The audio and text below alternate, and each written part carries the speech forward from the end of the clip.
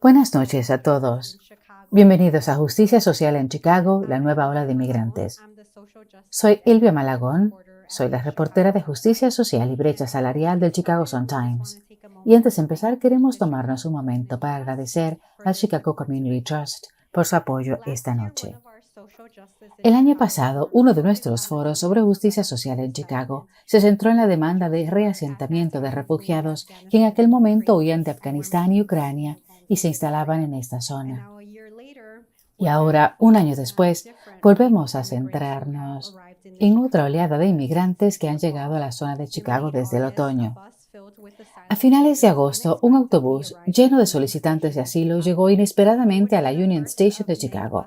Sería el primero de muchos autobuses que llegarían por semanas y meses.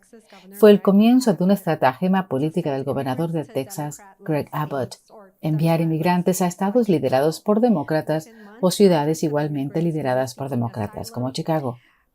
En cuestión de meses, cientos de inmigrantes, muchos en busca de asilo, llegaron a la zona y se alojaron en hoteles que las autoridades habían convertido en refugios improvisados.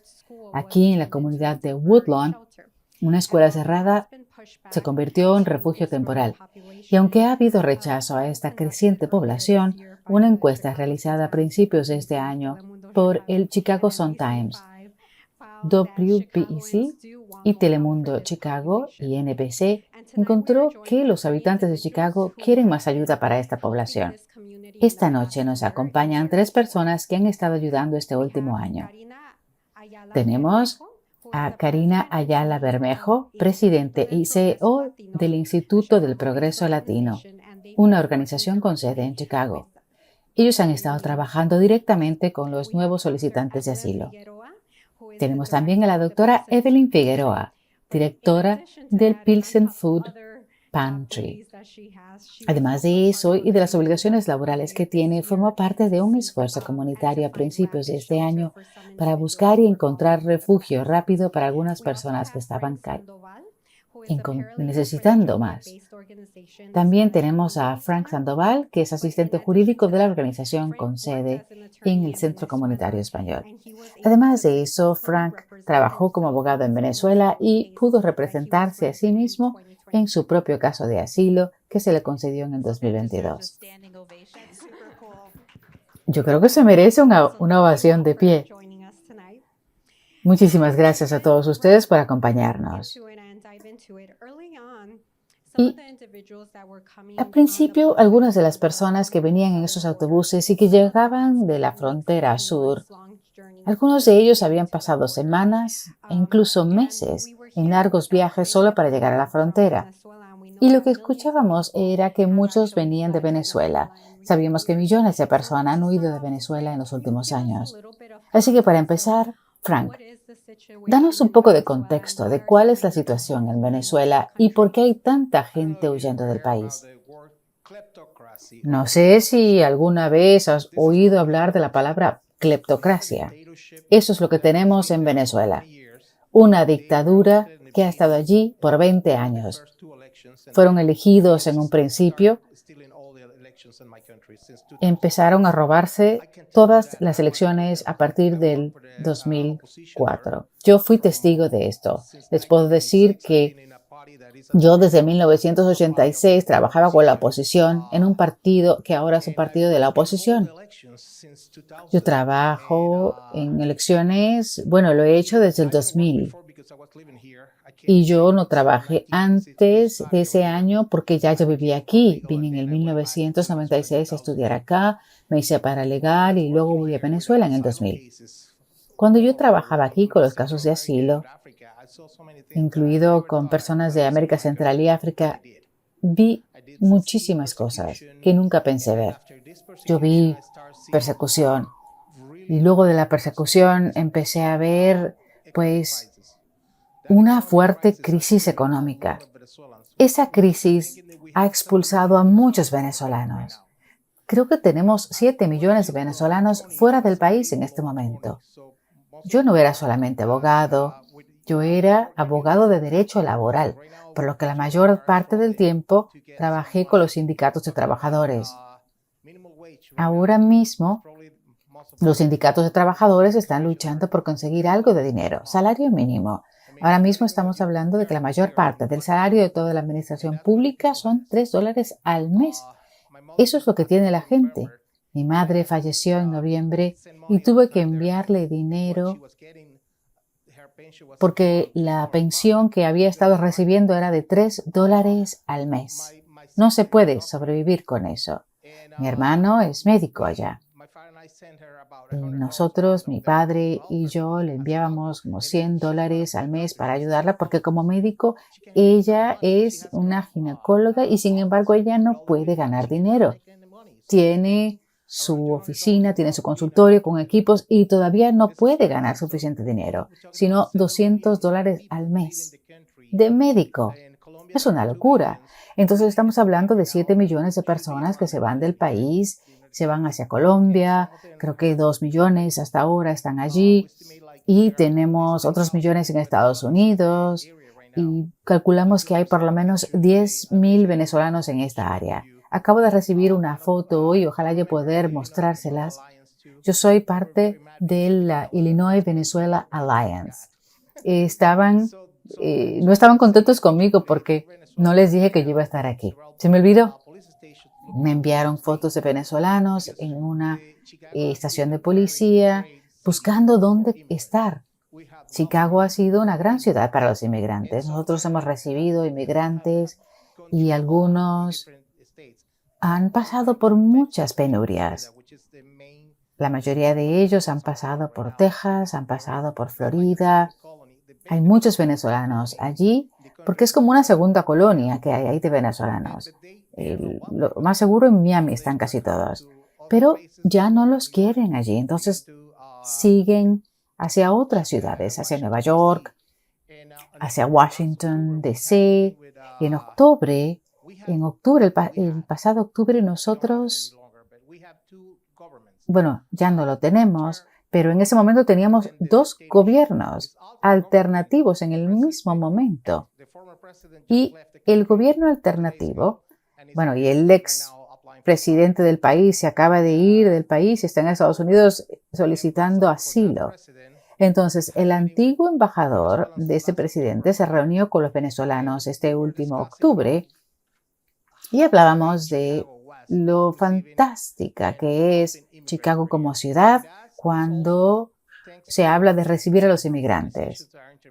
Y eso ha sido gracias a las organizaciones sin fines de lucro.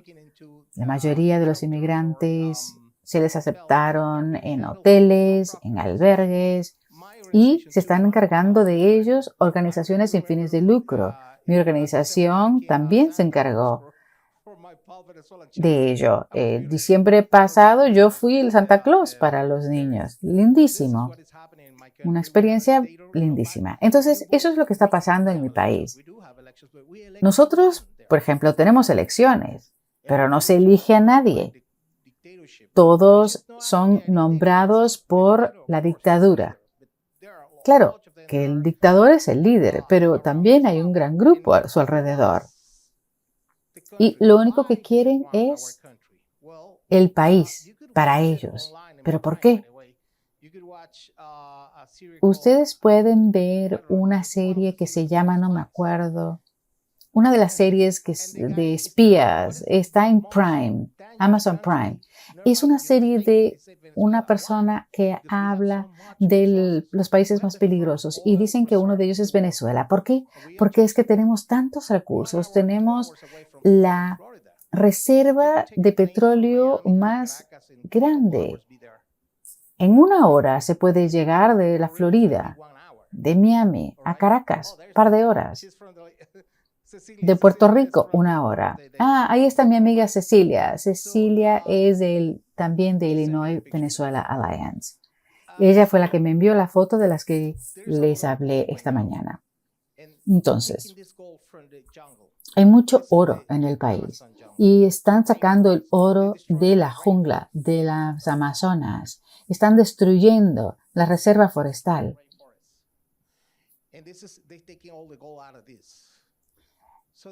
Y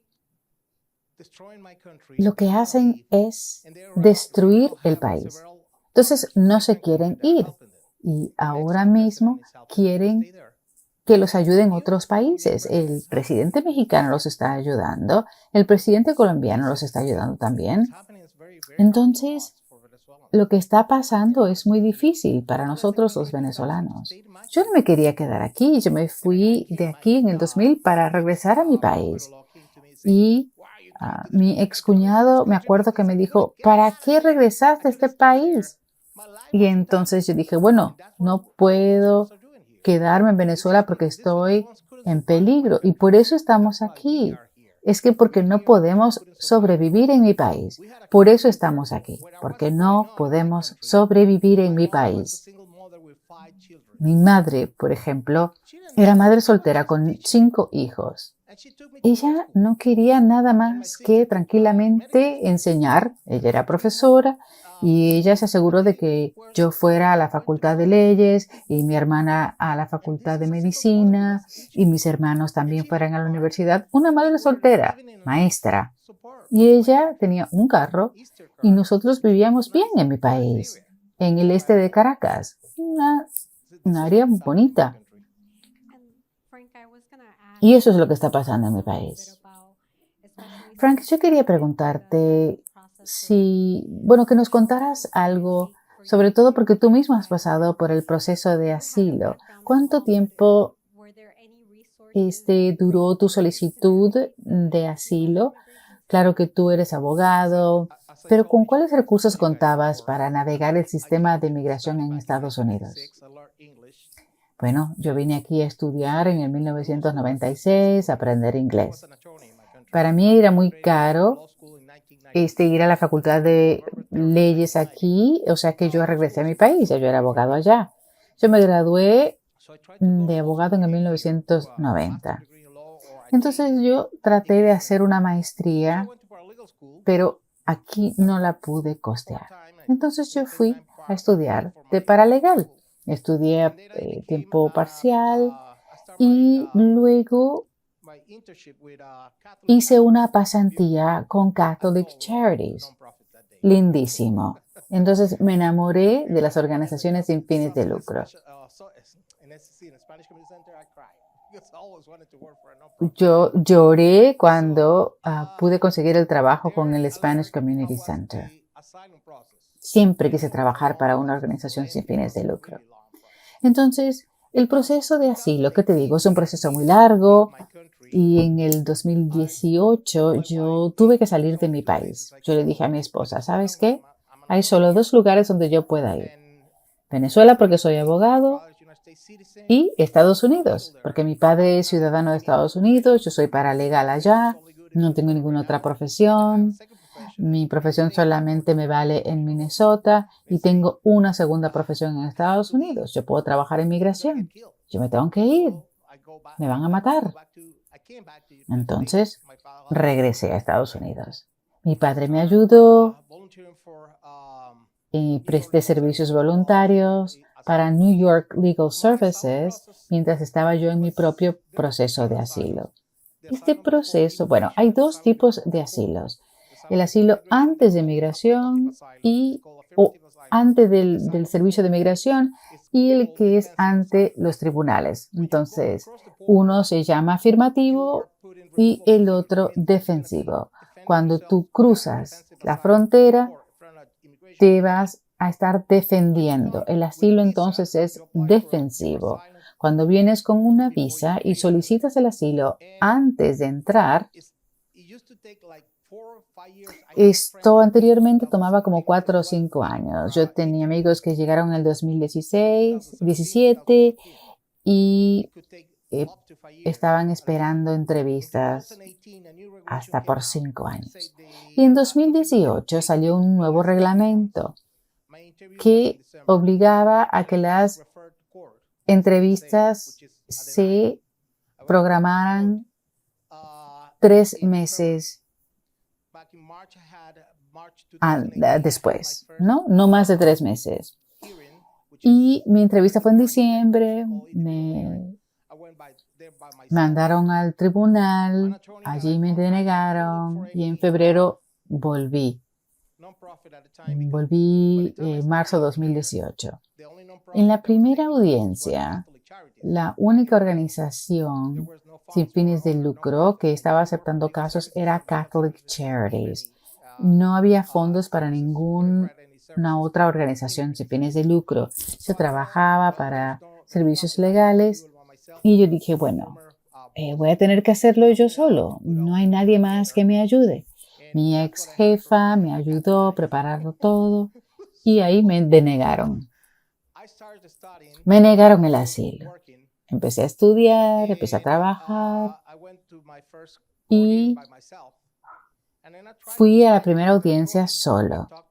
Traté de encontrar otro abogado, hablé con mi ex abogada, me dijo no puedo aceptar tu caso. Nadie podía aceptar mi caso. Me contrató el Spanish Community Center, que es parte del programa de acceso a la justicia, pero nadie tampoco quería aceptar mi caso allí. Entonces dije, wow, me van a deportar, pero no puedo ir a mi país porque me van a matar.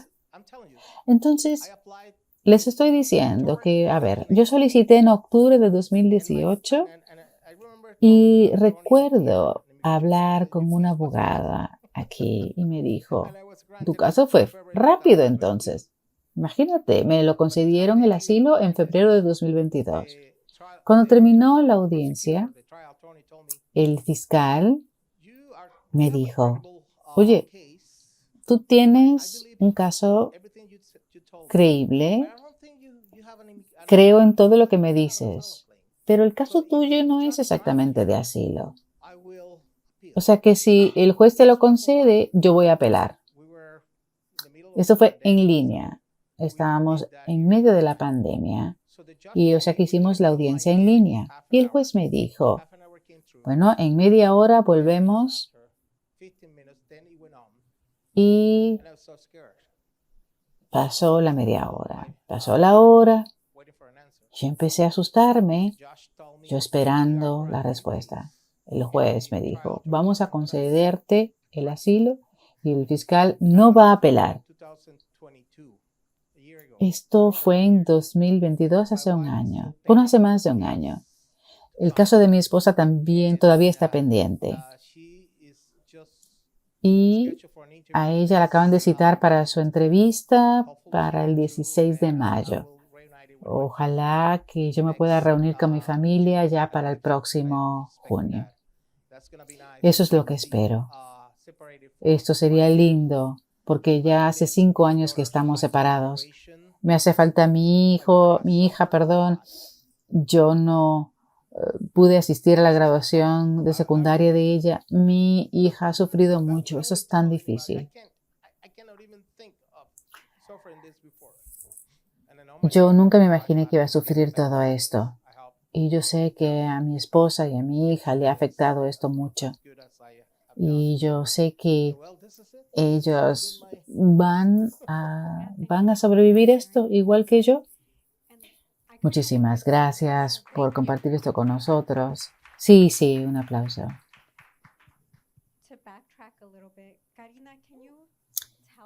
Karina, ¿nos puedes explicar, cuando hablamos de asilo, qué es una persona que busca asilo y por qué es diferente de otro tipo de migración? Primero, felicidades, Frank, por tu resiliencia. Yo sé que eso se dice mucho, pero en tu caso sí verdaderamente lo has sido, resiliente. Yo espero que tú puedas reunirte con tu familia lo más pronto posible. Asilo es algo que no solamente involucra las leyes nacionales, sino también los derechos internacionales. Se tiene derecho de buscar asilo cuando temes perder tu vida, cuando te están persiguiendo. Como Frank, sabemos que hay que preparar pruebas, pero a veces las pruebas no existen, no se pueden encontrar. La diferencia entre un asilo y un estatus protectivo temporal es que uno, digamos, el estatus protectivo, esto es algo temporal. pero el asilo no. En el caso de asilo hay que mostrar por qué es que temes persecución. Tiene que estar basado en algo específico, raza, religión. Entonces, el otro estatus es temporal y depende del país de origen. Sabemos que si es Venezuela, Juana, gracias por estar con nosotros, hay estatus temporal. Pero lo que es temporal, claro que se puede eliminar, ¿cierto? Y en ese momento entonces estarías en peligro de ser deportado. Aquí lo importante recordar es que las personas que han salido de sus países, que realmente temen por su vida, tienen el derecho, un derecho internacional de que se les escuche, de presentar su caso. Y uno está en contravención de las leyes internacionales cuando no se lo permite. No sabemos, sin darle la oportunidad a la persona, si califican o no califican. Entonces nosotros en Chicago y en este estado lo que estamos haciendo es preseleccionar a la persona dependiendo de si califican o no. Porque primero empieza uno con los derechos de la persona, ¿cierto? La pobreza no es suficiente, por ejemplo, para recibir asilo. Ahora, si no puedes trabajar y eres pobre porque es que te están atacando por razones políticas a ti y a tu familia, eso sí puede ser algo que te haga calificar para un caso de asilo. Ahora mismo, si me permiten, yo voy a explicar lo que estamos haciendo en el instituto. Desde el 31 de agosto, nosotros estamos respondiendo, recibiendo a los inmigrantes. Yo soy inmigrante, fui naturalizada norteamericana, pero en algún momento fui indocumentada. Entonces yo entiendo lo que es esto. Yo como líder de una organización que protege los derechos de otros latinos e inmigrantes, de refugiados, vengan de donde vengan, estamos allí para que estas personas sepan si pueden recurrir a este estatus. Entonces, a veces, si hay, por ejemplo, un delito cometido, nosotros podríamos hacer una petición para que de alguna forma se le pueda proteger a esta persona si el delito, digamos, ocurre en Estados Unidos. O sea que sin tener esta conversación con las personas que solicitan, no sabríamos si este es el caso, ¿no? Ahora mismo lo que está haciendo el instituto es recibiendo a los inmigrantes, conectándolos con hoteles. Estamos hablando de 44 familias. Y nosotros trabajamos muy de cerca con esas familias y estamos trabajando para asegurarnos de que ellos sepan si califican o no. Hasta ahora nosotros hemos presentado 20 peticiones para asilo. Esas peticiones te permiten agregar a tu familia, o sea que la petición va a tener la persona más sus dependientes, sus familiares, para que el impacto sea positivo. Pero esos casos son complicados. Hay casos que duran 5 o 6 años, o sea, 2 años es muy poco. Yo misma no lo he visto. Afortunadamente recibimos financiamiento de Access to Justice y otras personas, fundaciones, incluida la Illinois Equal Justice Foundation. Tenemos ahora también la oportunidad de trabajar con estudiantes de leyes o con abogados que quieran trabajar pro bono. Nosotros podemos enseñarles a usar la herramienta que utilizamos nosotros para hacer las preguntas necesarias para evaluar si esta persona tiene un caso viable de asilo o no. Nosotros en estas conversaciones con las personas, por ejemplo, podemos lograr muchas cosas. A veces las familias no tienen que regresar a, digamos, otro estado, a la Florida, sino que a través de nuestros servicios esas personas se pueden quedar aquí con nosotros. Las consecuencias legales son importantes. Las personas tienen que saber cuáles son las consecuencias. Por ejemplo, no se les permite trabajar sin un permiso de trabajo. Muchas de las familias es lo primero que preguntan, ¿cierto? ¿Cómo puedo yo trabajar? Quiero trabajar. ¿Cómo consigo mi permiso? Claro, eso mismo hizo mi padre también cuando nosotros llegamos. Para nosotros solicitar un permiso de trabajo, primero tiene que haberse presentado una petición de migración. Y este puede ser un caso de asilo.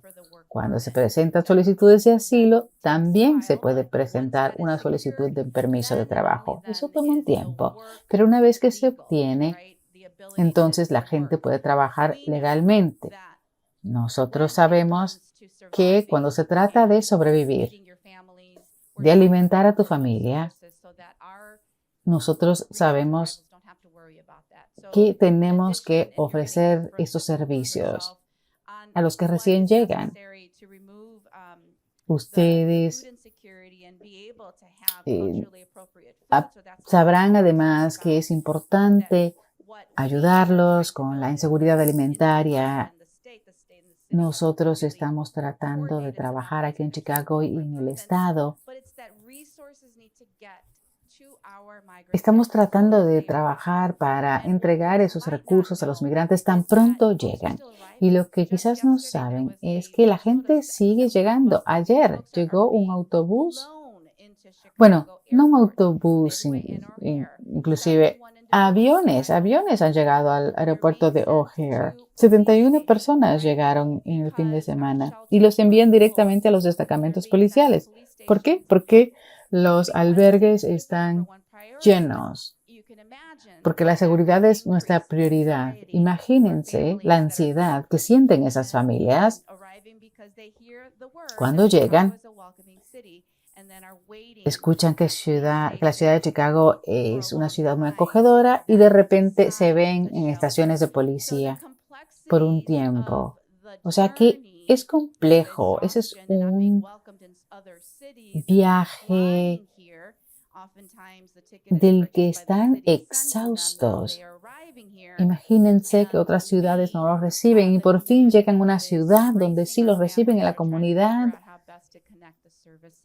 Trata de ayudar a las familias para conectarlos con servicios que necesitan, porque los casos de refugiados tienen que presentarse dentro del primer año de su llegada. Hay mucho más que les podría decir además sobre estos casos, pero Evelyn también quiere hablar con ustedes. Un buen puente para mi próxima pregunta, porque yo le voy a preguntar a la doctora Figueroa si ella podía decirnos un poco sobre las lecciones que han aprendido del trabajo que hacen en la comunidad, porque los albergues inmediatos son soluciones a corto plazo para las necesidades inmediatas nada más. ¿Qué piensan ustedes que podemos aprender de la experiencia? Bueno, yo soy médico. Yo soy profesora en la Universidad de Illinois, Chicago, y yo también trabajé con Pacific Garden Mission, que es el albergue para desamparados más grande de todo el Medio Oeste. Nosotros en mi organización tratamos muchas personas que no hablan inglés como su primer idioma, pero nosotros solamente hemos existido por 5 años, mi organización. Entonces yo creo que tengo mucha información, pero antes yo realmente no sabía nada cuando empecé a hacer este trabajo. La diferencia entre los inmigrantes y los refugiados es muy complicado. Y yo he ayudado a muchas personas que han estado aquí ya mucho tiempo. Como el 5% de nuestros clientes están desamparados. Nosotros tratamos como 450 familias por semana en el Pilsen Food Pantry. Para nuestro programa de emergencia. Y luego también, además del programa de alimentación, tenemos uno de alfabetización y uno para proporcionar ropa y otros recursos. Nosotros teníamos un albergue en La Villita que nos facilitó el concejal Sicho López. Ahora ya somos amigos, pero en ese tiempo no, porque no me gustó los recursos que puso a la disposición de los inmigrantes. Teníamos solamente unos colchones tirados por todos lados. Entonces, ¿qué hace uno cuando tiene que lidiar con este tipo de crisis? Bueno, la gente merece tu merced, la gente merece tu apoyo. Entonces haces lo que tengas que hacer. No solamente teníamos personas venezolanas, sino gente de Ecuador y de Colombia. Entonces, lo primero que me dijeron es que querían trabajar. Es literalmente lo que quiere hacer todo el mundo el momento en que llega, es trabajar. Es interesante que cuando la gente dice yo quiero asilo y tú les dices, ¿pero por qué? Entonces dice, bueno, porque yo quiero ganarme la vida. ¿Quién puede vivir con $3 al mes? Es una locura. Entonces, como quiera, tienes que decirle, ¿sabes qué? Esa razón económica no es suficiente. Y si ibas a tener una visa de trabajo, tendrías que haberlo hecho antes de llegar. Bueno, yo no sabía eso en ese momento y yo tuve que consultar con abogados para conocer los derechos. Yo no me sabía los derechos. Sí, y nosotros éramos amigas, trabajamos juntas. Nosotros compartimos alimentos. Por ejemplo, ellos no tienen refrigeración en su centro, en el Instituto del Progreso Latino, y nosotros sí. Entonces, ellos además trabajan de voluntarios en mi organización, nosotros le enviamos recursos a ellos. O sea que si están hablando de la jerarquía de necesidades, la gente necesita comida, ropa, albergue, seguridad. Muchas personas no conocían nada de esta cultura. Compraban el agua en botella y les decíamos, no, están desperdiciando dinero, el agua se puede tomar aquí del grifo. Entonces son diferencias culturales. Si uno escucha algo que puede ayudar a una persona, entonces tienes que saber cómo ayudarles. Por ejemplo, para nosotros era importante hacer lo que pudiéramos hacer en los albergues. No teníamos suficiente financiamiento, por ejemplo. Ya no teníamos dinero. Teníamos 150 millones que dividieron 6 estados del país. Bueno, eso no va a durar mucho. Entonces, la parte de la que se encargó el estado, bueno, primero había que saber cuál era la situación de cada cual. Para los hombres solteros que no estaban discapacitados, para ellos había muy poco. Lo único que podíamos hacer es decirles que llamaran al 311. Las familias que venían juntas o gente con discapacidades, a ellos sí los ponían en hoteles. A ellos sí los pasaban a organizaciones comunitarias. Nosotros entonces estábamos encargándonos de personas que estaban afuera en la calle, en Blue Island, que estaban durmiendo debajo de las rieles del ferrocarril en la calle Cermak. Nosotros estábamos en caos constante. Entonces yo he aprendido que no hay dos casos de migración iguales. Yo acepto que yo tengo muchísimo que aprender y me choca a mí que después de todo este tiempo seguimos sin infraestructura. Es una cuestión de logística. Tenemos muchos recursos, pero la forma en que está organizado el sistema es terrible. Cuando yo venía manejando para acá, me llamó alguien preguntándome qué hacer porque en la estación de policía había problemas con gente que estaba teniendo la necesidad de que le diagnosticaran porque parecía que tenían piojos. Entonces, yo vi las fotos, vi que tenían piojos. Es en un grupo de Facebook. Nosotros vimos fotos. Entonces le dije, bueno, lo que estoy viendo también no son piojos, también estoy viendo chinches. Entonces, el caso es que si se van porque están estos piojos o estas chinches, entonces ya no pueden volver, perdieron su lugar. Eso es dificilísimo. Catholic Charities y otras organizaciones les dan 3 meses, por ejemplo, en un apartamento. Y si te va bien, otros 3 meses. Pero tienes que pasar primero por un albergue para desamparados. O sea, si alguien te recibió en su casa, ya no te va a tocar ningún hotel. Es una locura. Nosotros, tenemos que aprender de COVID. Tenemos que aprender de las crisis, porque no es la primera crisis que nosotros encaramos. Lo que nosotros establecemos de cada crisis debe ser algo que podamos aplicar a la próxima crisis. Y esto es lo frustrante, que no deberíamos estar en este caos. Recuerdo todas las luchas que hemos pasado. Cuando yo llegué a South Chicago, nosotros trabajábamos con la organización de Nuestra Señora de Guadalupe, similar a lo que hace Catholic Charities.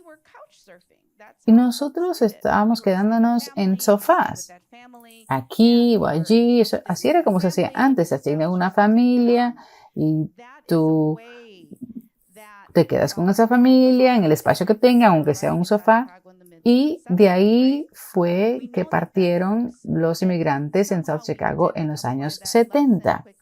Eso funciona, pero igual no aplicamos esa lección. Que si tienen que estar la persona en un albergue primero para que le puedan dar un hotel y que si se queda con una persona ya no puede recibir ayuda, ¿cómo puede ser? No hemos aprendido las lecciones. Nosotros debemos aplicar, como dije, esas lecciones y crear la infraestructura necesaria para no empezar desde cero siempre. Cada vez que hay una transición, cuando la gente sale de los puestos gubernamentales con los que estábamos trabajando y vienen unos nuevos, de repente tenemos que empezar desde cero otra vez. Entonces esperamos que las mejores prácticas se apliquen. Nosotros hemos tenido reuniones semanales para estos fines. Esperamos que los fondos necesarios se sigan poniendo a la disposición de esta comunidad, porque cuando nosotros observemos esto en el futuro, no queremos ver que contribuimos a la crisis humanitaria. Nosotros sabemos que tenemos que solucionar esto ahora. Esa es la lección. Y yo quería también mencionar el hecho de que ustedes todos están en contacto muy directo con el mundo de inmigrantes. Yo asistí a varias de las comunidades o a varias de las reuniones comunitarias que se hicieron en Woodlawn.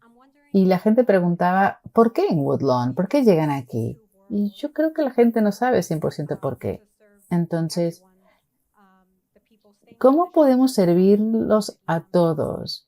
No solamente la gente que está pasando por los albergues, sino también los miembros de las comunidades. ¿Has visto algún buen ejemplo de algo que debemos emular? Bueno, hablemos un poco de lo que mencionaste anteriormente. Nosotros tenemos que pensar que sin importar las oportunidades que existan, siempre hay un deseo de tender una mano y conectar a la gente con recursos. Eso es importante, eso es un puente para el futuro. Y específicamente, por ejemplo, con la comunidad de Wadsworth, yo sé que hay mucho amor que se les ha mostrado a estas familias. Nosotros, si vamos un domingo cualquiera, vemos a la gente jugando fútbol, los estudiantes, los padres, los profesores, están las iglesias que tienen servicios específicamente para estos inmigrantes recientes. O sea que están pasando muchas cosas buenas. No sabemos si la comunicación fue ejemplar, sin embargo, podemos hacer un mejor trabajo. Entonces, ¿qué hacemos en el futuro? ¿Qué hacemos sabiendo que estos fondos van a desaparecer y que el 11 de mayo, con el título 42 que se está eliminando, vamos a ver nuevamente más actividad en este sentido? Y eso complica la cosa. Lo que yo he visto en Wadsworth, por ejemplo, es, bueno, hay hacinamiento, pero también hay amor. Y esto me trae a mí esperanza. Yo les invito a ustedes a que vayan al parque, no tengo la dirección, para que vean todos los domingos por la mañana hay un juego de fútbol donde participan todos los residentes. Lindísimo. Si yo quisiera agregar algo que me molesta, cuando me hicieron la entrevista, nosotros vemos deportación en masa, ¿verdad? Los venezolanos ahora mismo se les está deportando, aunque supuestamente no le pueden deportar porque no hay ninguna forma de regresarlos a su país. O sea, que les están deportando en papel, pero se quedan aquí, sin papeles y oficialmente deportados. Entonces, esto está pasando y va a seguir pasando y va a pasar más. Estamos tratando... Bueno, aquí está el presidente de nuestra Venezuelan Illinois Alliance, Anna Hill, la doctora Anna Hill. Ella ha estado trabajando para ayudar a estas personas para poder obtener beneficios migratorios para ellos. Las leyes del asilo son tan estrictas que si Jesús mismo solicitara asilo en Egipto siguiendo estas leyes, lo deportarían a Israel, le negarían el asilo. Imagínense esto. Así es de difícil. Alrededor del 95% de las nuevas personas que llegan aquí van a ser deportadas, a menos que nosotros hagamos el cabildeo necesario, que enfoquemos la incidencia política que tenemos que efectuar, que obtener. Otra cosa, Elvia, que yo pensaba cuando hiciste tu pregunta respecto de las lecciones aprendidas sobre Woodlawn, tiene que ver con la forma en que nosotros tratamos a los desamparados, inmigrantes o no. Tenemos un problema enorme. Nosotros lo que estamos haciendo con la gente es que nosotros estamos separándolos de la comunidad. El 75% de las personas que están en condiciones crónicas de desamparo son hombres afroamericanos. Y esto no es accidente. Estas personas, por ejemplo, se les roba de su juventud, de su capacidad de ganarse la vida. Se les niega una casa, una vivienda. Y claro que lo que está pasando en la comunidad es que si estamos, imagínate, pensando en las comunidades y lo que piensan ellos, oh, aquí están estos albergues para estos nuevos inmigrantes y nosotros, los que hemos estado aquí tenemos a José, un hombre negro, nacido en Chicago y está acostado en el vestíbulo de mi edificio porque no tiene vivienda. Entonces, ¿quién lo ayuda a él? Y entonces, es algo que nosotros tenemos que cuestionar, tenemos que reflexionar sobre nuestras prácticas. ¿A quién ayudamos? ¿A quién no?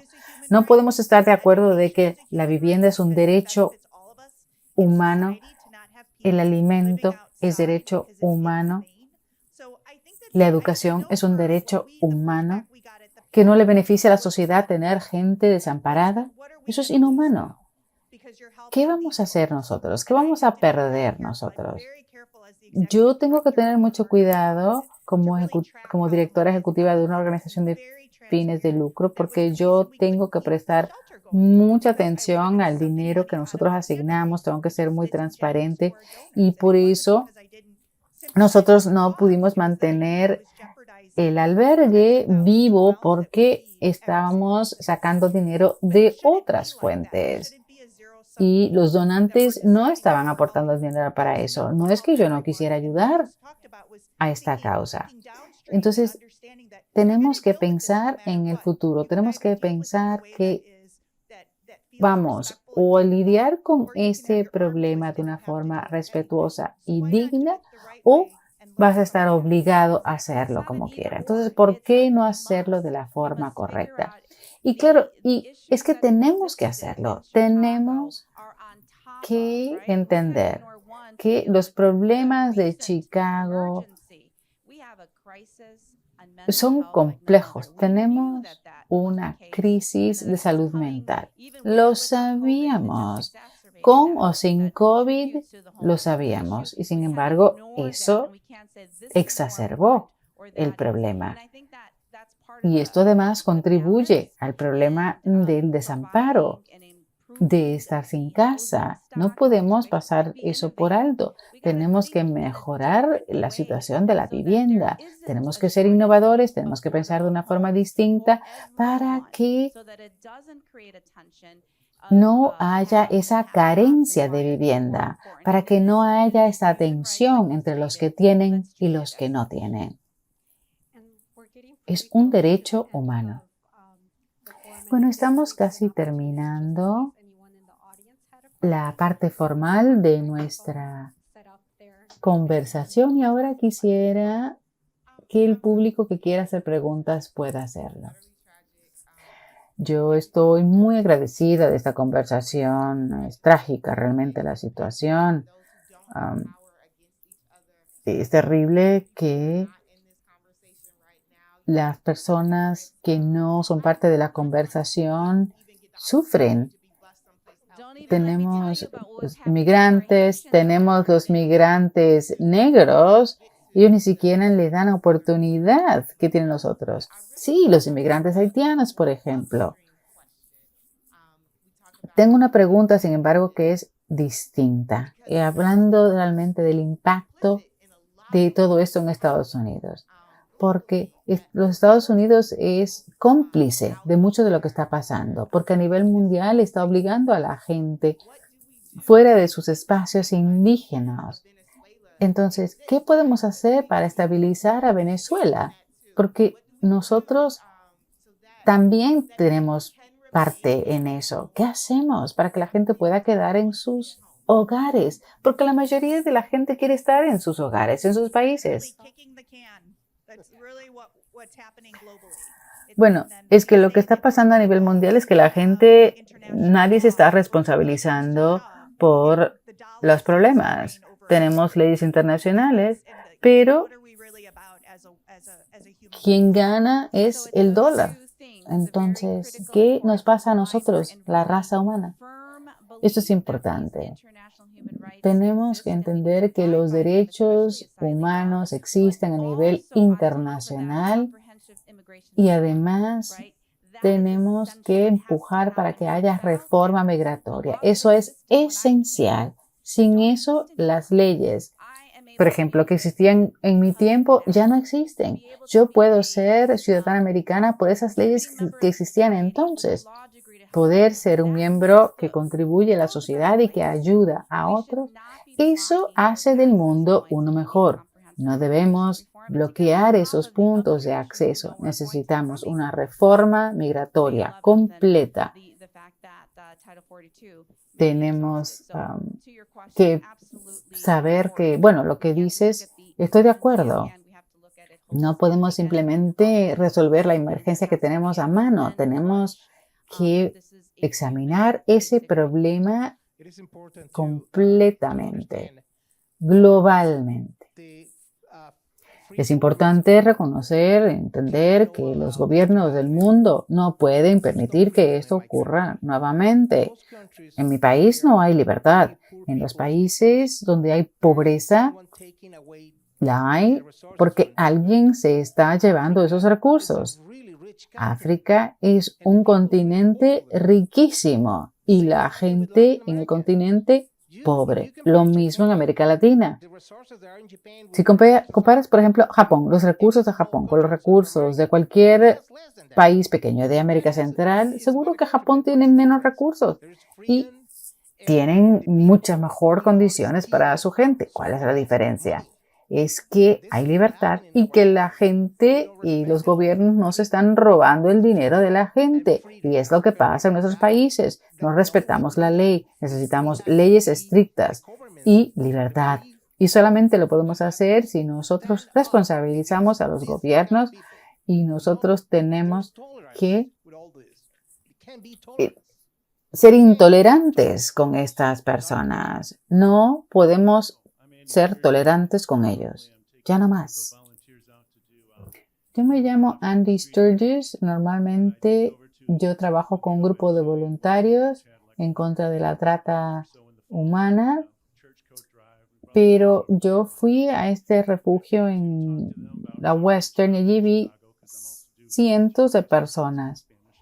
Entonces, nosotros les llevamos abrigos y sin embargo, tratamos de hablar con ellos para ver si les conseguimos trabajo. Yo hablo español y el gobierno nos dijo que no podíamos hablar con ellos, nos sacó de la propiedad.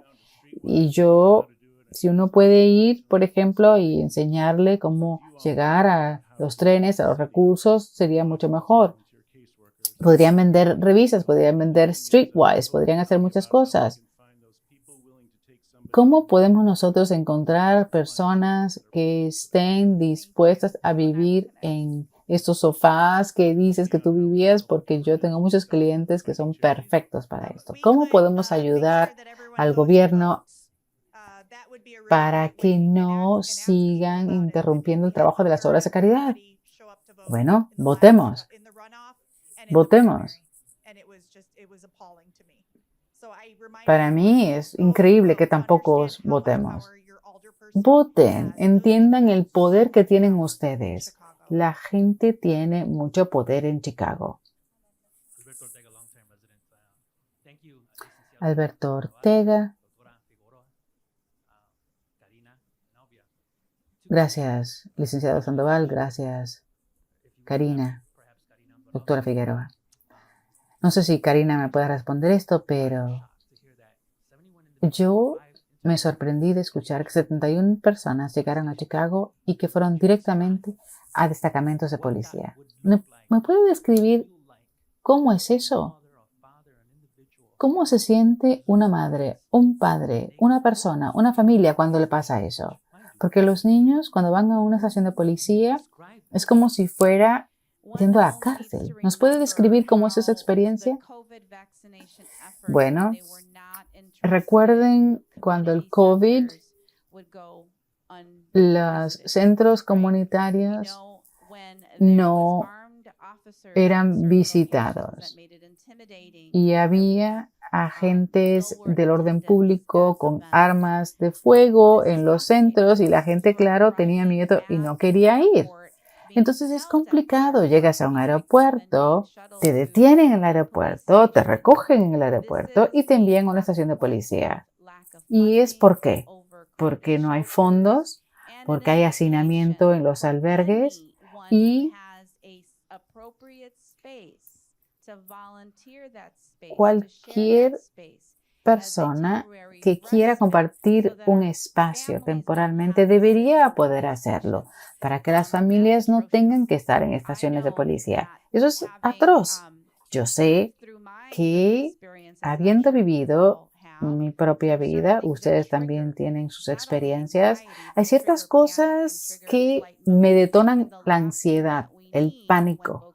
Y lo último que necesitamos cuando se trata de una persona que se está fugando de una situación de persecución política, que le detonemos también la misma ansiedad aquí. Gracias por esa pregunta. Como sabes, nosotros tenemos una situación complicada en el instituto. Nosotros tenemos que encontrar una alternativa y crear espacios que realmente se sientan acogedoras desde el momento en que llegan las familias. Y es complejo. Si no vas al albergue, ya no vas a estar recibiendo lo que de otra forma podrías recibir. Ya los servicios estatales no te van a corresponder, ni tampoco a nivel de ciudad. Entonces, es complicado. Nosotros tenemos el cerebro para solucionarlo, ya sea instalaciones vacantes que podamos utilizar, hay solares vacíos, tenemos que ser creativos. Bueno, también yo quisiera preguntarle a la gente que por ejemplo, el sitio web del Greater Chicago Food Depository, si ustedes no se saben, ese sitio web no me sorprendería. La gente puede llevar comida al Greater Chicago Food Depository. Por ejemplo, ellos tienen, por ejemplo, un conductor con una furgoneta. Pueden manejar los 5 días a la semana. Entonces, nosotros lo que hablamos antes fue que hay que seguir reinventando las cosas. Es triste, tenemos 400 comedores sociales en Chicago. La ciudad podría literalmente colaborar con nosotros. Yo sé que los oficiales de policía hacen el mejor trabajo posible, pero los policías también están molestos de que la ciudad los ha abandonado, porque realmente es un abandono lo que ha hecho la ciudad. La estación de policía es un lugar donde la gente puede mantenerse, digamos, en buen estado de salud, si hace mucho frío fuera, lo que fuera, pero no para quedarse 5, 6, 7 días allí. Entonces, nosotros tenemos que conectar a la comunidad. Nosotros somos coloristas en la comunidad latina y entonces dicen el moreno, el blanquito, aquel. Y yo decía, dejen de decirle a la gente así. ¿Cuáles son los nombres de ellos? Jesús, fulano. Si uno vive con una persona 2 semanas, uno sabe, conoce el nombre, ¿verdad? Sí, el flaquito, el gordito. Ahí es el flaquito es un piropo, pero no sé si el gordito lo es también. Entonces, la idea es que son una comunidad. No se están robando entre sí. Nosotros pusimos unos armarios porque tuvimos que enseñar a la gente que eran una comunidad. Y estos grupos, entonces, no sabe a dónde van. Te ponen en un avión y llegas a Chicago, porque Chicago es una ciudad santuario, y de repente estás en una estación de policía. ¿Qué es esto? Esto no es un santuario. Santuario solamente significa que no van a llamar a la gente de migración. Es todo, nada más. Y eso es un desconecte. Eso está desfasado, porque la gente escucha que el saldo mínimo o el salario mínimo es $15 la hora, dice, pues quiero trabajar, pero no, que no puedes trabajar por 5 meses. Entonces, ¿qué pasa? Aquí estoy sentada en una jefatura de policía esperando a que alguien te traiga comida. Y además, si tienes un caso de asilo que presentas y decide el juez que no tiene mérito, ya no podrás regresar nunca más al país. Recuerden que todo lo que hagas tú como inmigrante es un delito grave. Aunque te robes un tubo de pasta de dientes, eso es suficiente para que te deporten. Que te deporten. Entonces, la gente, por ejemplo, escucha que las cosas son mejores en Canadá, pero si se van a Canadá ya no pueden regresar nunca más al país. Aquí tenemos a nuestro presidente del Venezuelan Alliance y hemos hablado con muchos venezolanos. En la comunidad nuestra, nosotros vamos a donde están los venezolanos, hablamos con ellos y les enseñamos a sobrevivir en este país, porque las reglas de aquí no son las de allá. Yo recuerdo, hace un año, me acuerdo que era un día muy caluroso de verano y yo tenía mucha sed. Necesitaba una cerveza, pero yo no quería ir al bar a sentarme en un bar a tomar cerveza. Entonces yo pensé en hacer lo que yo siempre hacía en mi país. Yo compré unas 6 y en el carro me bebí una cerveza y después dije, oh no, yo no soy norteamericano, yo no puedo hacer esto. Y entonces dije, no, tengo que cerrar esta botella, ir a mi casa y beber en mi casa. Son cosas culturales que hay que aprender. Los venezolanos, por ejemplo, necesitan mucha orientación. Ana Gil está aquí, Cecilia Salinas está aquí, del Illinois Venezuela Alliance. Nosotros vamos de hotel a hotel, de albergue a albergue, para enseñarle esta nueva cultura a los venezolanos. También el espacio personal, enseñar a la gente que no se paren muy cerca de otra persona porque los americanos no soportan eso. Hay que respetar las reglas en este país, porque aquí así es que este país ha desarrollado lo que ha desarrollado. Hay que respetar las leyes, hay que seguir las reglas y si ustedes conocen gente de la comunidad venezolana, sepan que nosotros estamos aquí para ayudarles. La doctora Ana Hills también está allá. Bueno, nuestros refugiados vienen de todas partes del mundo. Tenemos muchos venezolanos, pero también tenemos personas de África, del Medio Oeste, de Europa. Pero la mayoría, por la crisis y lo horrible que está las cosas en tu país, claro que son de Venezuela. Parece que ya se nos acaba el tiempo, pero queremos recordarles que existen recursos. Uno es Illinois Legal Aid para cualquier información que tengan ustedes sobre solicitud de asilo. También tenemos a welcometoillinois.com. Ahí hay una lista de todas las organizaciones sin fines de lucro que están trabajando juntas en esto. También hay un registro de regalos en Amazon por si ustedes quieren donar algo. Ahora mismo queremos, por ejemplo, abrigos de primavera para que los que están esperando refugio, los que están esperando asilo no tengan que gastar su poco dinero. Bueno, ya nos pasamos de las 7, pero creo que hay una pregunta más. Yo quisiera hacer un comentario. Primero quiero agradecerles a ustedes. Yo creo que se necesitan conversaciones como esta, foros como este. La gente tiene que saber lo que está pasando. El 80% de los venezolanos están aquí refugiados, el 20% del resto son cubanos, pero también tenemos gente de Honduras, Nicaragua, Colombia, Ecuador. No es algo que solamente ocurrió en agosto del año pasado, eso sigue pasando, seguimos en crisis. Inmediatamente después del 8 de marzo del 2021 empezó esto.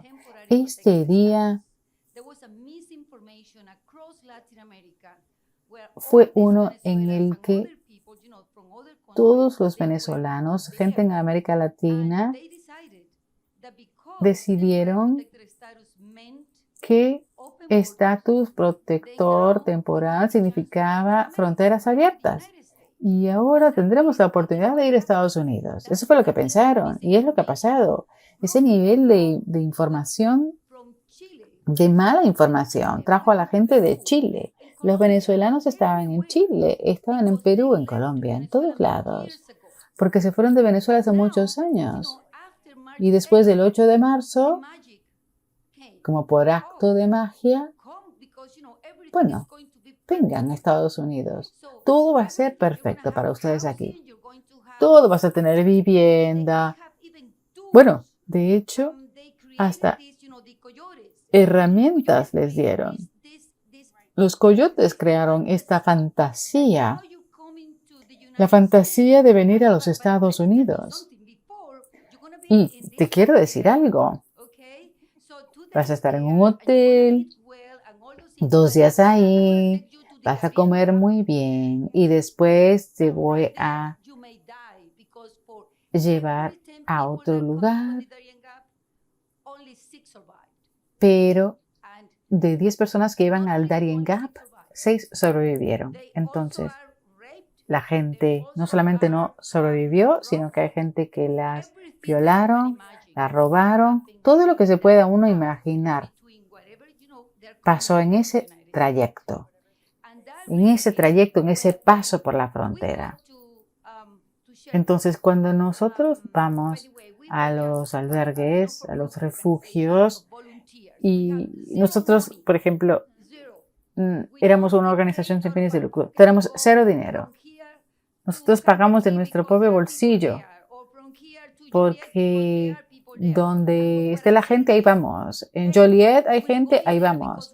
Entonces, nosotros vamos porque hablamos venezolano y es diferente. Cuando yo le digo a alguien de mi país o de mi región algo, le digo, ¿qué te pasa? ¿Por qué es que alguien te vendió un carro y estás manejando sin licencia? Y tienes que decirle a la gente, ¿qué te pasa? Estás mal. Estás mal. ¿Sabes lo que te va a pasar? La primera vez que faltes algo, te van a deportar. ¿O de verdad? Claro, gafo. Y le dices, ¿tienes seguro? No. ¿Es que no hay seguro en Venezuela? Sí, claro que hay. ¿Y por qué no la buscas aquí? Entonces, yo no quiero robar más tiempo de la conversación, pero solamente quiero agradecerles a ustedes. La cosa es que nosotros, a nombre de la comunidad de venezolanos en Chicago, que ha estado muchos años aquí, es una comunidad muy, muy pequeña, por cierto, que estamos muy agradecidos con la ciudad de Chicago, con el condado de Cook,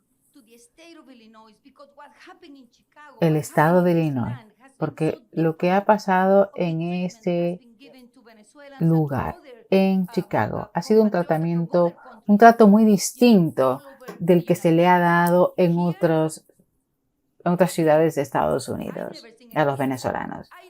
Yo nunca he visto nada como lo que he visto en Chicago. Una comunidad que ha trabajado junta, una comunidad que ha brindado alimento, ropa, que ha ofrecido todo lo que ha podido ofrecer.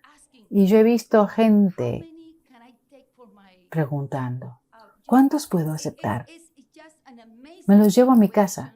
O sea, es sorprendente, es maravilloso lo que ha pasado aquí. La generosidad de este país es algo que yo tendré en mi corazón para siempre, porque lo que les ha pasado a los inmigrantes aquí en Texas no va a pasar, segurísimo que no. Pero la semana pasada, por ejemplo, fuimos a una escuela y son héroes secretos. Hay héroes secretos por todos lados. El director de una escuela en Humboldt Park, que fue mi estudiante en el pasado, me dijo, Ana, tengo 25 familias venezolanas y no sé qué hacer con ellos. Le dije, bueno, déjame ver. Cecilia y yo fuimos. Y dije, bueno, son 40 familias ahora. En menos de una familia pasaron de una semana, pasaron de 25 a 40. Y entonces me dijo, la primera que vino fue una señora que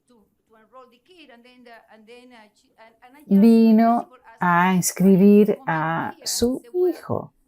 Le pregunté, ¿qué quería? Y me dijo, bueno, es que yo he estado en todas las escuelas públicas de Chicago y no nos quieren. Qué triste, ¿verdad? Y él entonces las dejó inscribir a su hijo. Y ellos han estado aquí desde enero, esa familia. Están en Ohio y LaSalle. Ahí están. Un motel o algo que está ahí. 300 familias están ahí. Sí, y vinieron en enero. O sea que han seguido llegando. ¿Esas son las familias que están en Ogden International? Sí, nosotros estamos proporcionando clases en inglés para esas familias. Sí, maravilloso, que llegaron allí. Claro, llegaron allí y luego le preguntamos a estas familias, ¿qué quieren? Y nos dicen, bueno, no conocemos a nadie. Queremos conocer a alguien porque sabemos que en cada hotel, en cada albergue trabajan organizaciones distintas. Entonces parece que hay una falta de información. Y a lo que voy es que este director de escuela proporcionó un espacio a esta comunidad. Es una cocina completa donde van los lunes, rotan y cocinan para toda la semana para no tener que comer sándwiches. Ellos rotan el uso de la cocina, cada cual va y cocina todo lo que se van a comer en la semana. También van y lavan su ropa. Y este director abrió también un espacio para que la gente venga a donar ropa. Y unas voluntarias mamás organizan la ropa por tamaño y demás. Entonces hay muchas historias lindas.